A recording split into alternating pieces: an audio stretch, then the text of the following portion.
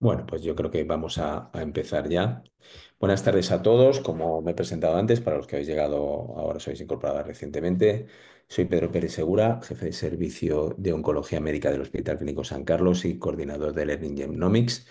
Antes de nada, quería dar las gracias tanto a la Fundación ECO como a Health Code por el apoyo y el auspicio de estos webinars que lo que pretenden es acercar de un punto de vista práctico todo lo que es el conocimiento molecular en nuestra asistencia oncológica diaria. Hoy tenemos un tema, yo creo que de importancia creciente y que lo vivimos tanto en las consultas, vamos a decir, de oncología, vamos a llamar terapéutica o oncología general, pero también en las unidades de consejo genético, ¿no? Que es la importancia de los estudios germinales en la terapia oncológica, aspectos relacionados con el cáncer hereditario. Para ello, pues tenemos la enorme suerte de tener con nosotros a Enrique Lastra. Él es jefe de servicio del Hospital de Oncología Médica, jefe de servicio de Oncología Médica del Hospital Universitario de Burgos. Es una de las personas que antes empezó a trabajar en cáncer hereditario en nuestro país. Es miembro de la sección de cáncer familiar y hereditario de la SEON. Y bueno, además de tener o estar acreditado por SEON para profesionales en consejo genético en cáncer, es una persona también que trabaja mucho el área de la medicina de la precisión y participa en diferentes entornos, tanto a nivel nacional como autonómico, de temas que tienen que ver con medicina de precisión y además es el coordinador del comité molecular de su centro, con lo que yo creo que tiene un perfil perfecto para hacer una revisión de este tema. Muchísimas gracias, Enrique. Eh, Antes de empezar ya el webinar, que es lo interesante, simplemente recordaros que al final aparecerá un QR y también un link en el chat para que por favor pues valoréis el webinar y esto nos ayude a mejorar cada vez un poquito más. Y sin más dilación, vamos a dar paso al doctor Lastra y recordaros que podéis hacer preguntas al final a través del chat que seguro que Enrique estará encantado de contestarlas. Muchísimas gracias, Enrique, y todo tuyo. Eh, Muchas gracias, Pedro, por tus amables palabras y gracias también a la Fundación ECO y a Getting Code por mantener estos webinars de Ninjanomics que son realmente muy prácticos y muy interesantes. Eh, la verdad es que las mutaciones germinales en genes de predisposición a cáncer dan una información de ida y vuelta. Aunque las determinamos a nivel germinal, sin embargo, las podemos inferir mediante análisis moleculares que hacemos en el tumor y luego las podemos utilizar para prevenir cáncer, pero también para el tratamiento del cáncer. Hoy nos vamos a centrar en la accionabilidad terapéutica que tienen estas mutaciones germinales y vamos a ver cómo muchas mutaciones, sobre todo en genes supresores a nivel germinal, han alcanzado utilidad clínica y nos han modificado nuestra forma de tratar el cáncer locorregional y el cáncer avanzado. También haremos una breve mención de este cambio en la práctica gracias a mutaciones germinales en protooncogenes. Los estudios germinales realmente no necesitan una validación de utilidad clínica de las técnicas de estudio. Se supone que las mutaciones germinales en sujetos portadores están presentes en el 50% de los alelos y, digamos, son fácilmente identificables mediante las técnicas habituales de secuenciación que tengan una extensión y una profundidad de estudio habituales. Con lo cual, lo que se valida como utilidad clínica es la mutación germinal en sí. ¿Y cómo se valida? Pues mediante, en el caso de tratamientos médicos, mediante ensayos clínicos con terapias dirigidas a las alteraciones moleculares que provocan estas mutaciones germinales en el tumor. Y la escala ESCAT confiere el nivel máximo de accionabilidad terapéutica a nivel 1 cuando esta eficacia de los tratamientos dirigidos ha demostrado beneficio clínico, sobre todo en términos de supervivencia, gracias a estudios prospectivos. Quedaros con esta diapositiva porque de alguna manera resume lo que es la charla, la importancia de las mutaciones germinales para el tratamiento del cáncer. Es un estudio con más de 10.000 pacientes con cáncer avanzado, no seleccionado por historia familiar, y vemos que en el 17% de esos pacientes se encuentran mutaciones a nivel germinal en genes de predisposición hereditaria a cáncer, que las vamos a utilizar para prevenir cáncer en estas familias, pero vemos que en el 9% de estos 10.000 pacientes estas mutaciones germinales son accionables terapéuticamente y en el 5% de estos pacientes las mutaciones germinales son accionables con un nivel de accionabilidad máximo nivel 1. Por lo tanto, la mutación germinal en cáncer hereditario, como veis, es un potente marcador predictivo de eficacia terapéutica. Y vamos a ir desarrollando un poco a lo largo de la charla. Sí que es verdad que las mutaciones germinales a nivel de genes supresores no solo hay que estar seguro de que son funcionalmente patogénicas, sino que hay que estar seguros de que están implicadas en la carcinogénesis de ese tumor y que a nivel del tumor hay una inactivación bialélica para que se pierda el freno del desarrollo del cáncer. Y después hay que demostrar que los tratamientos dirigidos tienen eficacia clínica. Por eso sí que es verdad que algunos de los estudios que vamos a ver sí que se basan en perfiles moleculares que seleccionan a los tumores y a los pacientes con esos tumores y con plataformas que sí que requieren cierta validación de utilidad clínica a nivel del tumor. Eh, Cuando hay mutación a nivel germinal en un gen de la vía de recombinación homóloga, si en el tumor hay inactivación vía alélica de ese gen, habitualmente se produce un déficit del mecanismo de reparación de recombinación homóloga que deja unas secuelas genómicas que se pueden identificar mediante técnicas de estudios para definir si hay déficit de recombinación homóloga. Pues bien, no siempre todas las mutaciones germinales en todos los genes implicados en la recombinación homóloga conllevan un déficit de recombinación homóloga en el tumor. Sí que esta correlación es máxima o es mayor cuando hay mutaciones germinales en genes BRCA en determinadas histologías como cáncer de ovario, cáncer de mama, cáncer de próstata y cáncer de páncreas. Pero la correlación mutación germinal con déficit de recombinación homóloga no es tan grande cuando existen mutaciones germinales en otros genes y en otras histologías. Lo mismo podríamos decir cuando hay una mutación germinal en un gen de la vía de reparación mismatch. Si a nivel del tumor hay inactivación bialélica, se produce el fallo del mecanismo de reparación y un fenotipo de inestabilidad de microsatélites. Pues bien, tampoco siempre hay una correlación de 100% de que una mutación en un gen de la vía mismatch conlleva siempre un fenotipo de inestabilidad de microsatélites, sino que hay mutaciones patogénicas que no conllevan este fenotipo. Y esto es importante para saber un poco a veces lo que pasa en nuestros pacientes. Puede haber mutaciones germinales, pero realmente son mutaciones que quizás no son tan importantes en el tumor del paciente, según qué tumor sea y qué mutación sea. ¿Cómo hemos cambiado nuestro manejo del cáncer locorregional cuando tenemos un marcador predictivo como mutaciones germinales en genes supresores? ¿Cómo hemos cambiado el tratamiento de radioterapia en la enfermedad locorregional, en el cáncer de mama y en el cáncer de endometrio?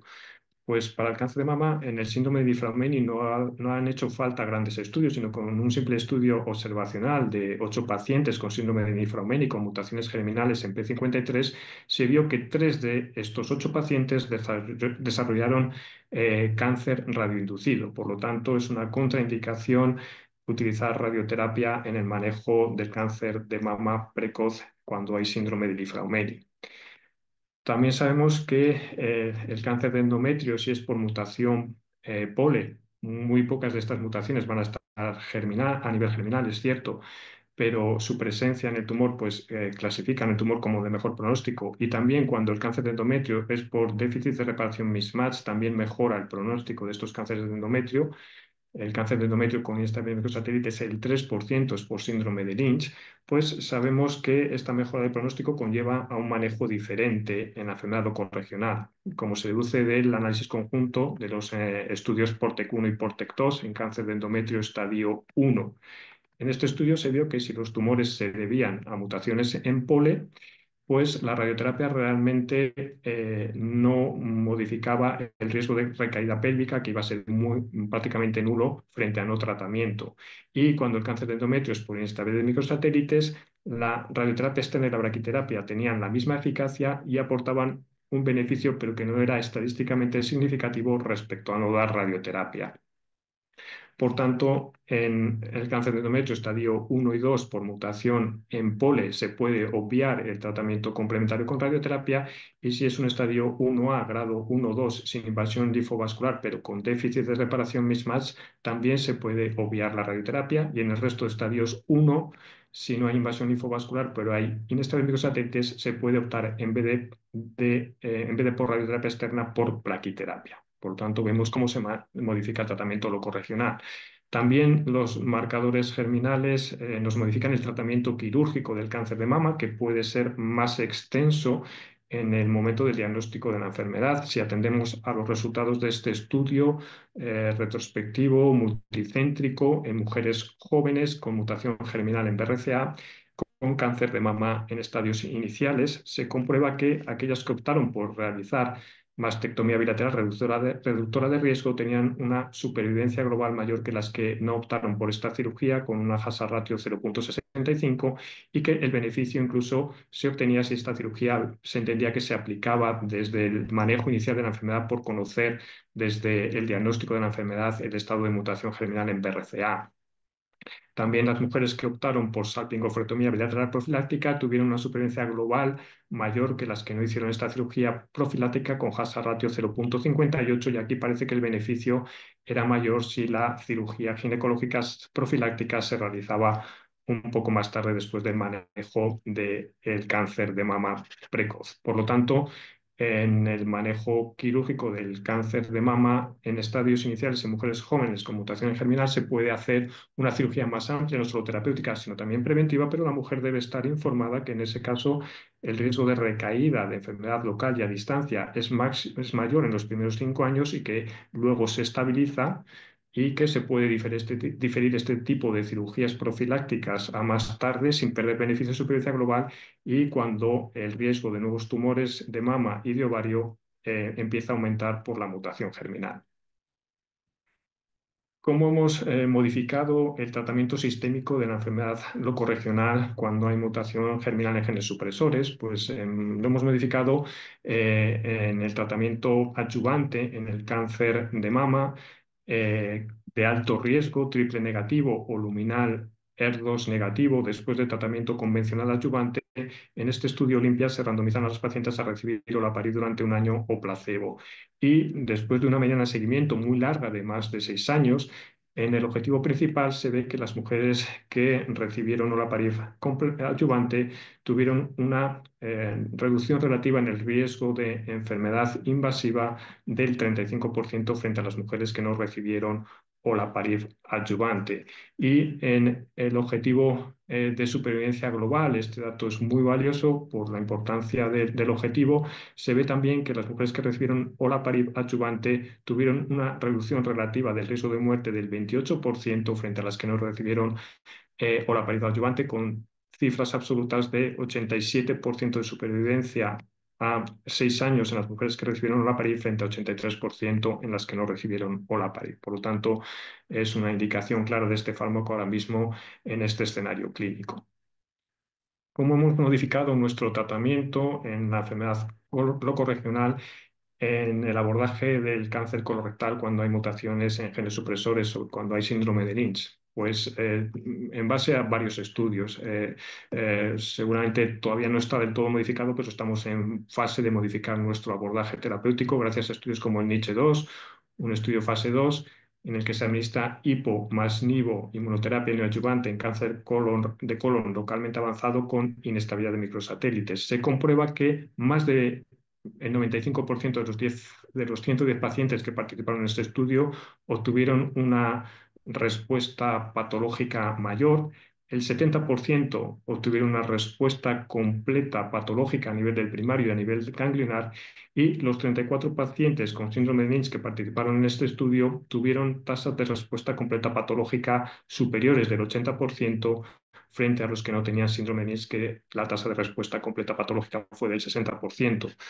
No solo tenemos este estudio, tenemos otros 20 estudios más y un metaanálisis realizado con más de 700 pacientes que siguieron esta estrategia de neoadyuvancia y globalmente se comprueba que la tasa de respuesta completa patológica se mantiene en ese 66%, con lo cual con esta eficacia de la inmunoterapia neoadyuvante en cáncer colorectal, pues no es de extrañar que se planteen estrategias de manejo conservador para tratar de evitar una cirugía después de la inmunoterapia en esta enfermedad locorregional, como se ve en este estudio, fase 2, con dostarlimab neoadyuvante en cáncer estadios 1 a 3 con inestabilidad de microsatélites. El 44% de estos pacientes tenían síndrome de Lynch. Los 49, los 49 pacientes que tenían cáncer rectal, el 100% hicieron una respuesta completa clínica que se mantuvo en el 75% de los pacientes a 12 meses. También la respuesta fue del 100% en los pocos pacientes con cáncer uroterial y con cáncer de vía biliar que participaron en este estudio. Con estos resultados, no es de extrañar que se vayan planteando y que se vayan desarrollando seguramente en el futuro estrategias de tratamiento de inmunoterapia que pretendan conservar el órgano, sobre todo cuando la cirugía de ese órgano puede ser dificultosa, como es la cirugía rectal o la cirugía de tumor uroterial o de vías biliares, ¿no? Siempre y cuando se realice un seguimiento adecuado, que por ejemplo en el cáncer rectal puede ser por tres métodos, por método endoscópico, por método de resonancia y por método de TAC-PET, e incluso se pueden añadir seguimientos con biopsia líquida. Por lo tanto, esta estrategia posiblemente se va a desarrollar en el futuro, al menos en cáncer rectal y posiblemente sin necesidad de estudios fase 3. Hemos modificado también, o vamos a modificar probablemente también el tratamiento locorregional médico en el síndrome de Boni-Belindau y en el síndrome de Gorlin. En el síndrome de Boni-Belindau, cuando hay en el tumor inactivación bialélica del gen Boni-Belindau, no se degrada el factor 2 alfa inducido por hipoxia, que en el núcleo se va a combinar con el factor inducido por hipoxia beta, formando un complejo que va a activar señales de crecimiento celular. Pues bien, belzutifan es un fármaco que inhibe la formación de este complejo y por tanto va a tener eficacia en el síndrome de Boni-Belindau, perdón, pero va a impedir la síntesis de EPO por no formación de este complejo con toxicidad en forma de anemia grado 3 en el 11% de los pacientes como principal toxicidad. En tumores del síndrome de Boni-Lindau no metastásicos, como son el carcinoma renal, el hemangioblastoma cerebral o los tumores no endocrinos, con este fármaco se obtienen tasas de respuesta del 67%, 48% y 91% respectivamente, lo cual, teniendo en cuenta la dificultad de cirugías de estos tumores, posiblemente va a llevar al desarrollo de estrategias conservadoras de órgano en la enfermedad locorregional asociada al síndrome de Boni-Belindau. En el síndrome de Gögling, cuando hay mutación germinal en PTCH1, si a nivel del tumor hay inactivación bialélica, no se forma la proteína, no se inhibe SMUDEN y se activan las señales de proliferación celular que solo van a poder ser inhibidas inhibiendo SMUDEN con un fármaco como Vismodegib, que en el síndrome de Gögling, en estudios pequeños, pero ya demostrado que este fármaco reduce el número de carcinomas vasocelulares, reduce el tamaño de estas neoplasias y evita muchas cirugías. ¿Cómo hemos modificado el manejo de la enfermedad avanzada gracias a la utilidad clínica demostrada por mutaciones germinales en genes supresores? Lo vamos a ver en diferentes tumores. En el cáncer de mama avanzado tenemos el estudio Olympiad, es un estudio fase 3 exclusivamente en mujeres con mutación germinal en BRCA, con cáncer de mama metastásico ER2 negativo, con menos de 2 líneas previas de quimioterapia en el que se compara olaparib frente a elección de tratamiento por el investigador. Se ve un beneficio en supervivencia libre de progresión para olaparib con hazard ratio de 0,58. Pero en un análisis exploratorio se ve que si las mujeres no recibieron quimioterapia previamente, hay un beneficio en supervivencia global con reducción relativa del riesgo de muerte del 55% y beneficio en términos absolutos de medianas de 22 meses de supervivencia global con olaparib frente a 14 meses con la elección de tratamiento del investigador. Por tanto, aunque este fármaco tiene denegación de financiación en nuestro país para esta indicación, sin embargo, yo creo que en este escenario se deben buscar opciones de ensayos clínicos para ofrecer inhibidores de PARP a estas pacientes gracias a estos resultados. En mujeres que tienen cáncer de mama debido a síndrome de Cowden, se supone que hay mutación germinal en PTEN y que hay inactivación vía alélica a nivel del tumor, con lo cual no se inhibe PIP, se activa AKT y se activan las señales de proliferación celular, y la forma de inhibirlas sería con inhibidores AKT. Esto se ha demostrado en el estudio Capitelo, en el cual es un objetivo primario ver la supervivencia libre de progresión de capivasertib fulvestrant frente a placebo fulvestrant en mujeres con cáncer de mama avanzado, ER2 negativo en progresión a inhibidor de aromatasa con o sin inhibidor de ciclinas, que, digamos, mostró en las pacientes que tenían alterada la vía AKT un beneficio en supervivencia global cuando se añadía el inhibidor AKT con una hazard ratio de 0,50. En cómo hemos modificado el tratamiento sistémico del cáncer ginecológico en enfermedad avanzada cuando hay presencia de mutaciones germinales. Pues en el caso del cáncer de ovario, en primera línea de tratamiento en respuesta a tratamiento con platino, hay muchos estudios que analizan la eficacia de tratamientos de mantenimiento con inhibidores PARP. Únicamente el estudio solo uno incluye población exclusivamente con mujeres con mutación germinal en BRCA. Todos estos estudios son positivos en cuanto a su objetivo primario de demostrar beneficio en supervivencia libre de progresión con el inhibidor PARP de mantenimiento, pero son estudios ya de muchos años que tienen ya datos más maduros y conviene mirar a los resultados de un objetivo importante como es el de supervivencia global. Y en ese caso vemos que el tratamiento de mantenimiento con niraparib parece que no aporta beneficio en supervivencia global ni en población BRCA mutada ni en población con déficit de recombinación homóloga, mientras que el estudio solo uno en población exclusivamente con mutación germinal, vemos que sí que hay un beneficio en supervivencia global para olaparib frente a placebo de mantenimiento con hazard ratio 0,55 y con supervivencias a 5 años del 73% las mujeres que recibieron olaparib frente a 63% en las mujeres que no recibieron este fármaco. Sin embargo, frente a estos datos clínicos tan relevantes, el objetivo no alcanzó la significación estadística que se le exigía.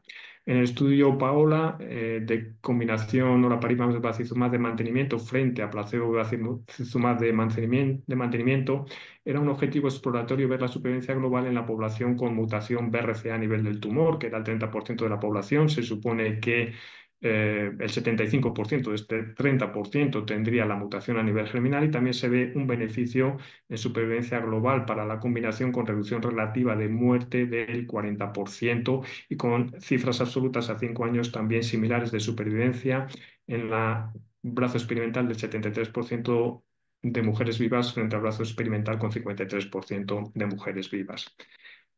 En el cáncer de ovario recurrente o en progresión también se ha analizado el tratamiento con inhibidores PARP de mantenimiento en diferentes estudios, pero únicamente el solo 2 incluye mujeres con BRCA mutado a nivel germinal exclusivamente, y es el único que aporta datos de supervivencia global. Si bien es verdad que era un estudio que no estaba diseñado para tener suficiente poder estadístico para medir la supervivencia global a 5 años, sin embargo, las cifras absolutas pues, tienen un cierto significado clínico, con medianas de supervivencia a 5 años del 51% en la población que recibió olaparib frente a 38 meses en la población que no recibió este fármaco. En el otro cáncer ginecológico importante, el cáncer de endometrio con inestabilidad de microsatélites, recordamos que el 3% de estas mujeres van a tener síndrome de Lynch.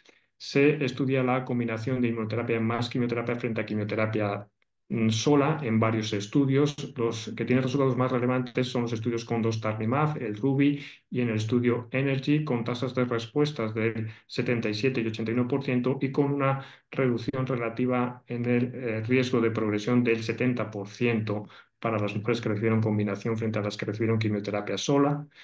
En estos estudios se ve que la eficacia en supervivencia libre de progresión es mayor en la población con inestabilidad de microsatélites frente a la población que tiene el mecanismo de reparación mismatch proficiente.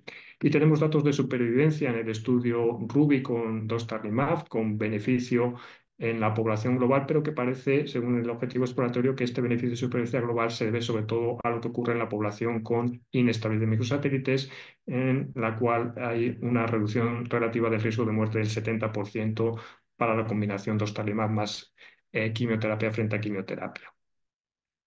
El cáncer de próstata, ¿cómo hemos modificado el tratamiento en base a estos marcadores germinales? Pues en el cáncer de próstata metastásico resistente a castración hay tres estudios principales que analizan la combinación de un inhibidor PARP con un ARPI, un inhibidor de receptor de andrógeno de última generación, frente a placebo más ARPI, en población sobre todo que no había recibido previamente ARPI. El estudio Magnitud es el único que en su objetivo primario tiene previsto analizar la supervivencia libre de progresión radiológica en población con mutaciones a nivel de tumor en los genes de recombinación homóloga, y se ve ausencia de beneficio en los tumores de próstata que no tienen mutaciones en estos genes, y que el beneficio es máximo en supervivencia libre de progresión en los tumores que tienen mutación en BRCA. Tenemos datos ya de supervivencia del estudio Talapro, que compara talazoparib más enzalutamida frente a placebo enzalutamida, y se ve un beneficio en supervivencia global para la combinación talazo-enza con hazard ratio de 0,79, y según objetivos exploratorios el beneficio es mayor en la población que tiene mutación en los genes de la recombinación homóloga, sobre todo en la población que tiene mutación en el tumor en genes BRCA con hazard ratio de 0,49. Hay que tener en cuenta que el cáncer de próstata metastásico, el 23% de estos tumores van a tener mutaciones en los genes de recombinación homóloga, y el 8% de los tumores metastásicos van a tener mutaciones a nivel germinal, con lo cual en esta población ya mutada a nivel del tumor, la probabilidad de que la mutación esté a nivel germinal es muchísimo más alta, del 8%. Pero hoy en día muchos de los cánceres de próstata metastásicos resistentes a castración van a venir de tratamientos previos con ARPIs. Entonces hay varios estudios que nos indican cómo funcionan los inhibidores PARP en esta población, como el Triton 3. En tumores de próstata metastásicos con mutación en PRCA o en ATM se compara rucaparib frente a Taxotere o frente a un nuevo ARPI, y se ve un beneficio en supervivencia libre de progresión para rucaparib frente a la población control, que depende sobre todo del grupo de tumores que tenían en mutación en BRCA a nivel del tumor. En el en el grupo que se comparaba rucaparib con docetaxel, la hazard ratio es de 0,53, y en el grupo que se comparaba rucaparib con un nuevo ARPI, el beneficio tenía una hazard ratio de 0,38. El estudio Profound es similar en población mutada en genes de recombinación homóloga, compara olaparib frente a un nuevo ARPI a elección del investigador, y no solo hay beneficio en supervivencia libre de progresión, sino también en supervivencia global, no solo en toda la población, sino sobre todo en la población con BRCA mutado a nivel del tumor, con reducción relativa del riesgo de muerte del 40% y medianas de 20 meses para olaparib frente a 14 meses para el nuevo ARPI.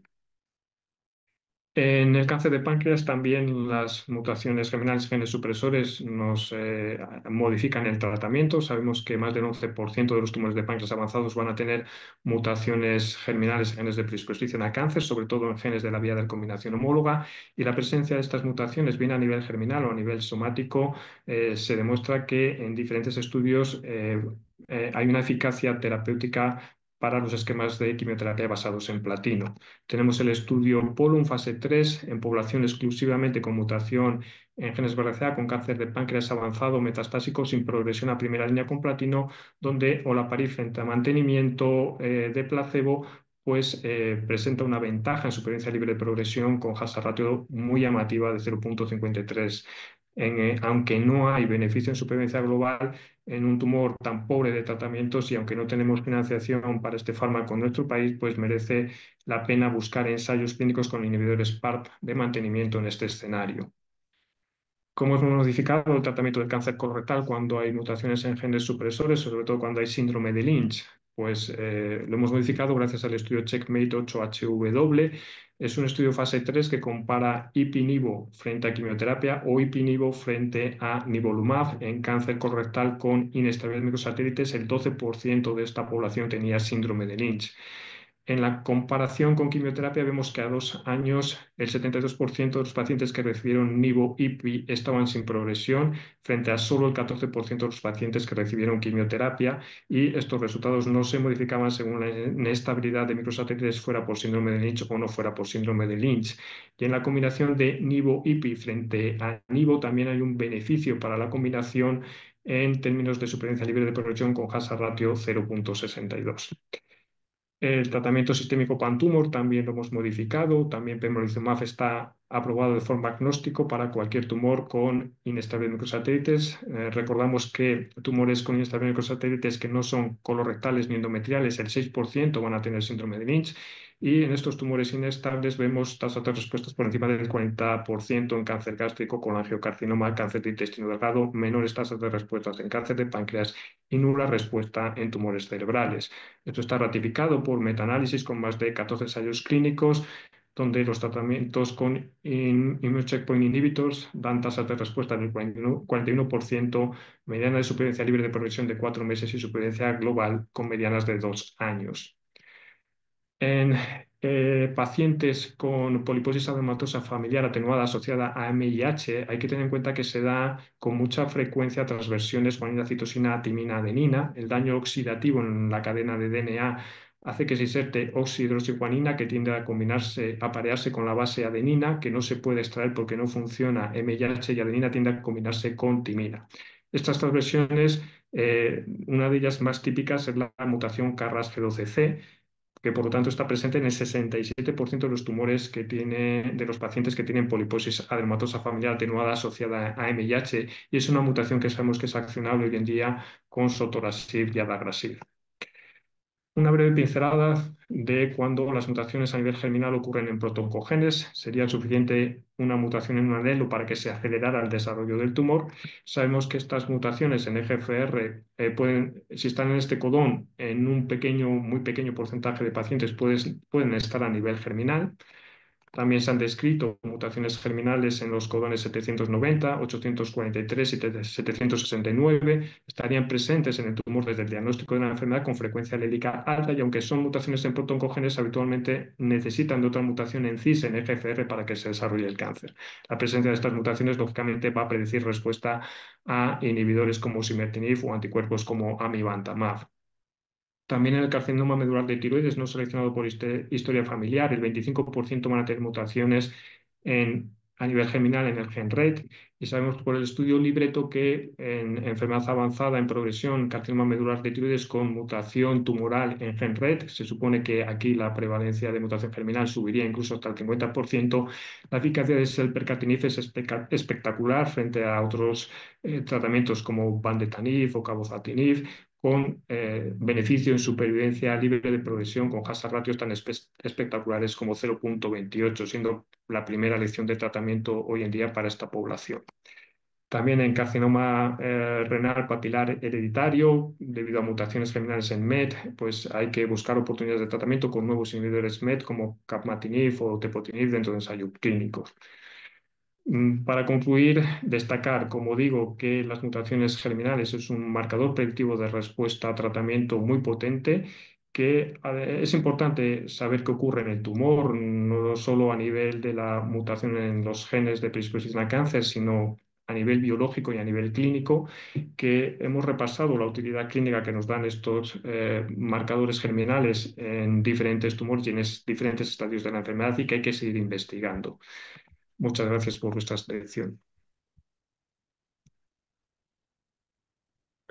Bueno, pues muchísimas gracias, Enrique. Has hecho una revisión, yo creo que exhaustivísima, sobre la situación actual de estos genes, de sus alteraciones y de las implicaciones terapéuticas, ¿no? Yo creo que has puesto sobre la mesa el gran impacto que tiene en la actualidad, ya no solo preventivo, sino terapéutico, que era de lo que se trataba, el conocimiento de estas alteraciones, ¿no? Yo creo que felicitarte porque realmente ha sido una revisión muy exhaustiva y que además pone de manifiesto la importancia del análisis de estas alteraciones porque cambian radicalmente la terapia de muchos. Sí que es verdad que has comentado y es real que algunos de estos fármacos no los vamos a tener disponibles, ¿no? En nuestro entorno y que, bueno, sí tenemos que fomentar el que estos pacientes puedan acudir a ensayos clínicos porque realmente el impacto puede ser muy importante, ¿no? Mientras se van animando los asistentes, yo tendría algunas cuestiones. A ver, una de las cosas que quizá está generando más, no voy a decir problemas, pero sí cambios en la gestión es, claro, al incrementar de manera importante los estudios somáticos y la aparición de alteraciones genéticas, eh, esto está generando la duda o el planteamiento de qué hacemos con los pacientes que tienen alteraciones somáticas, cuándo los debemos mandar a unidades de consejo genético para hacer alguna valoración un poquito más profunda. ¿Tú podrías definir de una manera sencilla para todos los oncólogos o los profesionales que se dediquen a ver pacientes oncológicos, qué alteraciones somáticas deberían referirse a unidades de consejo genético? Si pudiésemos definirlo de una manera sencilla, sin entrar en mucho detalle para que todos los compañeros tengan claro que ese perfil de paciente o ese perfil de alteración tiene que tener una valoración por una unidad de consejo genético. Sí, efectivamente, como bien dices, la secuenciación a nivel de tumor cada vez hay más acceso a ella, afortunadamente, y la valoración de la misma es importante en cuanto a la pregunta que haces, ¿cuándo remitir a ese paciente a una unidad de consejo genético? El grupo de trabajo de medicina de precisión de ESMO sí que establece unas orientaciones de cuándo hacerlo y sobre todo su criterio es remitir cuando hay una alta probabilidad de que esa mutación esté a nivel germinal, ¿no?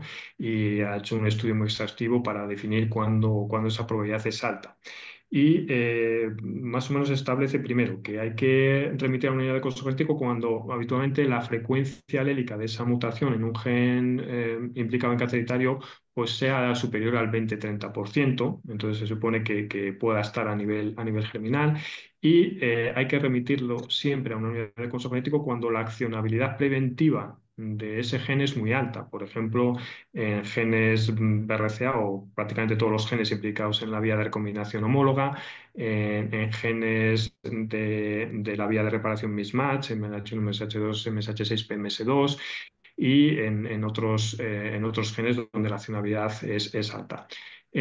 Solo habría que remitirlos a unidad de curso genético en otros genes eh, con criterios más restrictivos cuando son genes que están muy implicados en carcinogénesis esporádica, como son P53 o APC.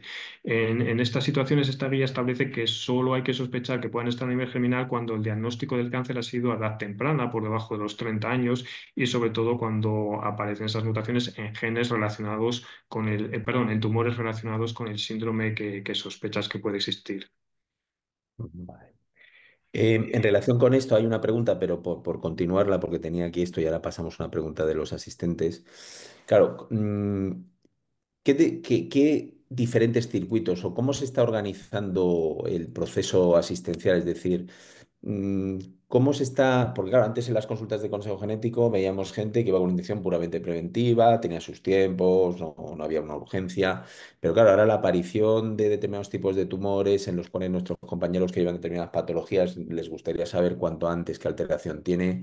Desde el punto de vista asistencial, ¿conoces qué circuitos se están testando para facilitar que estos pacientes no entren en el circuito, vamos a decir, general de pacientes de consejo genético preventivo, sino que se les pueda atender con más rapidez o tal? ¿Sabes qué propuestas hay en cuanto a cómo organizar la asistencia, que es algo que nos preguntan con frecuencia compañeros de otras unidades? Sí, yo conozco tres estrategias. Una sería la que puede ser denominada el fast track.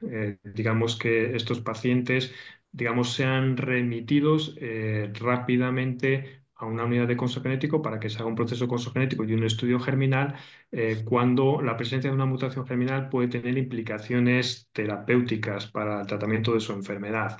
Entonces, bueno, sí que hay unidades de costo genético que se han organizado de esta manera. Por ejemplo, en mi caso concreto yo no puedo porque no tengo recursos para hacer un fast track, ¿no? No tengo tanta gente trabajando como para dar preferencia. Luego yo tengo algún, digamos, cuestión, no sé si llamarla ética. Quiero decir que que sí que vemos que, por ejemplo, pacientes con cáncer de mama de alto riesgo que van a tener un beneficio en supervivencia global con tratamiento ayudante con olaparib, lógicamente tienen que conocer ese resultado, pero digamos, hasta qué punto agilizar la cita de estas pacientes frente a otras que puedan estar sanas, que pertenecen a familias con mutación conocida y en las cuales el impacto en supervivencia global de una oforectomía profiláctica, por ejemplo, va a ser mayor que el que aporta olaparib adyuvante en cáncer de mama, ¿no? Entonces yo tengo unos ciertos interrogantes que no consigo resolver en este sentido. Pero bueno, yo creo que si se consigue articular para atender a todos los casos en tiempo debido, creo que es una buena opción el fast track. Otra opción sería el streaming, que digamos es más frecuente en la medicina anglosajona y que aquí algunos centros lo han utilizado con buenos resultados publicados. Que consistiría en que el estudio germinal lo realiza directamente el oncólogo que ve a la paciente en consulta, indica realmente el estudio germinal o lo solicita sin necesidad de que ese paciente pase por una unidad de curso genético y haciendo un pequeño proceso de asesoramiento genético previo al estudio, ¿no? Es una opción también válida. Yo creo que exige que ese médico que hace esta vía de streaming tenga una pequeña formación y, por qué no, incluso una pequeña acreditación en consejo genético y en biología molecular y en genética, porque es muy importante saber dar un poco de información previa al estudio genético y es importante saber interpretar los resultados de los estudios genéticos, ¿no? Bueno, pues todos hemos visto errores a veces un poco de bulto y esto no se debe permitir, ¿no? Entonces, yo creo que con esa pequeña formación, que además conciliaría un poquito con la situación legal de este país, sería una opción también válida. Y luego la última opción es, digamos, la que nosotros nos hemos visto obligados a hacer, por ejemplo, en nuestro hospital, que es hacer una especie de cribado en el tumor, una secuenciación en el tumor con paneles que incluyan genes implicados en cáncer hereditario, a modo de lo que se hace en el síndrome de Lynch, en el cual haces un cribado molecular, mides si hay inestabilidad con satélites o no, y si hay, pues lo envías a la unidad de consejo genético. Nosotros adoptar esta decisión es simplemente porque, aunque nosotros pudiéramos hacer el fast track o el streaming, tendríamos otro cuello de botella en el laboratorio que también es difícil de resolver. Entonces, nos resulta más rápido tener resultados cuando hacemos la secuenciación en el tumor, curiosamente, que cuando lo hacemos a nivel germinal. Entonces, por un lado, tenemos los resultados más rápidos. Segundo, tenemos una información mucho más amplia en la cual vamos a mirar no solo genes que pueden estar implicados a nivel de canceritario, sino que en plataformas muy complejas vamos a tener muchas información de muchas posibles dianas terapéuticas. Y tercero, esto sí que exige trabajar en un comité molecular de tumores para lo que tú has comentado antes, saber interpretar las mutaciones a nivel del tumor y saber cuándo hay que referir a ese paciente a la unidad de consejo genético. Y ese cuando se encuentran, cuando hay que referirlo a la unidad de consejo genético, sí que le damos una vía rápida, van a ser menos pacientes que en las vías rápidas de fast track. Y sí que es verdad que ahí no tenemos cuello de botella en el laboratorio porque nos hacen un Sanger muy rápido, ¿no? Y los resultados sí que los tenemos en tiempo. Entonces, una estrategia que sí que nos está resultando, por ejemplo, en cáncer de mama para recibir olaparib adyuvante, que van a ser muy pocas las pacientes que van a cumplir los criterios, probablemente menos del 1% de las pacientes, pues este año pasado hemos detectado 4 mutaciones a nivel general con esta estrategia, con lo cual estamos satisfechos con la misma. Muy interesante porque este es un tema que realmente tenemos encima de la mesa, ¿no? Sí, aparecen los avances, pero luego cómo le damos salida, cobertura asistencial correcta, ¿no? Y tú has hecho ahí un planteamiento que merece una reflexión, ¿no? Es decir, priorizamos a las pacientes cuando tenemos gente que puede estar en riesgo de desarrollar un tumor, que les podemos evitar un cáncer, ¿no? O sea, que realmente es un tema a debatir y que me parece súper interesante que lo plantees. Hay una pregunta de uno de los asistentes, dice, yo te la planteo como pones y si no te queda claro, pues le podemos decir al asistente que lo aclare, pero dice, ¿PALB2 es la o el gen accionable más eficaz después de los BRCA? Entiendo que se refiere para el bloqueo con inhibidores PARP, entiendo, ¿eh? Ujú. Es que la pregunta es solo esa frase, si PALB2 es el gen accionable más eficaz después de BRCA. Probablemente sí, pero a nivel, digamos, de validación de utilidad clínica, pues no ha alcanzado el mismo nivel que las mutaciones en los genes BRCA, ¿no? Probablemente hacen falta más estudios que lo validen, pero sí que la impresión es que sí que pueda ser el siguiente gen más accionable de la vía de recombinación homóloga. Pero lo que sí que tenemos claro es que otros genes de la vía de recombinación homóloga, por ejemplo ATM, como he mencionado a lo largo de la charla, pues parece que no tienen tanto poder predictivo terapéutico para inhibidores PARP en cáncer de próstata, por ejemplo. Habría que analizar qué es lo que está pasando en el tumor. Puede ser que haya mutación a nivel germinal o en el tumor en ATM, pero que de alguna manera funcione la vía de recombinación homóloga y los inhibidores PARP no sean tan eficaces. No lo sé, habría que estudiarlo, pero sí que es verdad que los más accionables hoy en día son BRCA y probablemente los siguientes sean PALB2, aunque habrá que demostrarlo. Aunque estamos en tiempo, yo no me evito hacerte una pregunta porque creo que es un tema enormemente interesante, por lo menos a mí me lo parece, que es el tema de los cánceres de pulmón. Cánceres de pulmón con mutaciones en EGFR, que a raíz del trabajo publicado en Journal Clinical Oncology hará un año, año y pico, sobre el tema de la susceptibilidad o la presencia de mutaciones germinales, ¿no? ¿Cuál es tu planteamiento ahora mismo? ¿Crees que todos los pacientes que tengan mutaciones EGFR de las que has comentado, somáticas, deberían ir a una valoración de estudio germinal? Si solo es aquellos que presentan un par de mutaciones, si solo aquellos que tienen carga familiar, ¿cómo ves tú este tema? Porque claro, cáncer de pulmón es un volumen importante, mutaciones en EGFR tampoco son extrañas. eh, y luego, bueno, pues tenemos el programa de cribado de cáncer de pulmón en otro grupo de pacientes, ¿no? Mayores de 65, fumadores, etcétera, o bronquíticos crónicos, que bueno, parece demostrar que sí que podemos tener un impacto en supervivencia, aunque se está validando en nuestro país ahora mismo, ¿no? Con el estudio Cassandra.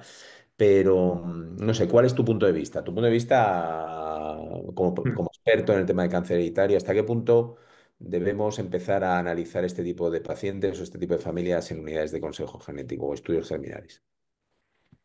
Eh, bueno, sí que es verdad que las mutaciones que están descritas a nivel hereditario en EGFR son mutaciones menos prevalentes, ¿no? Con lo cual, habitualmente te las vas a encontrar si haces una secuenciación completa de EGFR, no solo haces las mutaciones, digamos, más prevalentes. Y aunque aun haciendo una secuenciación completa, no te las vas a encontrar con mucha frecuencia, con lo cual ya solo con encontrártela te tiene que saltar una alarma, ¿vale? La siguiente, y sobre todo encontrártela en la primera secuenciación, porque si te las encuentras más adelante cuando haces una rebiopsia y una nueva secuenciación para buscar mecanismos de resistencia a terapias dirigidas, pues ahí posiblemente no sea una mutación germinal, sino que sea una mutación que ha aparecido como mecanismo de resistencia. Entonces, si te encuentras una mutación que no es frecuente en estos codones y desde la primera secuenciación y con una frecuencia alélica relativamente alta, pues ya solo con eso yo sí que plantearía un estudio germinal. Como tú dices, quizás la utilidad clínica o la accionabilidad preventiva, vamos a decir, no es muy grande en este momento, pero sí que es verdad que podemos quizás valorar si pueden haber ensayos clínicos de vigilancia para este tipo de pacientes. Y luego, pues lo que yo siempre digo, posiblemente, bueno, un paciente de estos no va a tener, no se va a plantear descendencia, pero bueno, siempre la accionabilidad reproductiva siempre existe y el querer evitar transmitir estas mutaciones a la descendencia, pues siempre es importante en una familia. Entonces, si en un paciente la encuentras, puedes estudiar a otros pacientes de la familia, a otros, perdón, miembros de la familia que estén sanos y que aunque igual no puedas ofrecer muchos desde el punto de vista preventivo de cáncer de pulmón, sí que por lo menos igual esos miembros de la familia se plantean decisiones reproductivas.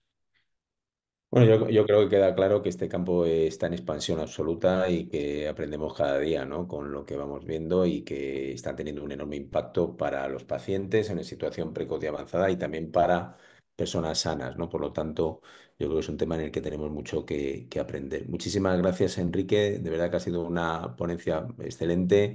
Y nada, recordaros que a todos que ahora aparecerá un QR y también en el chat el link para que contestéis al cuestionario de calidad.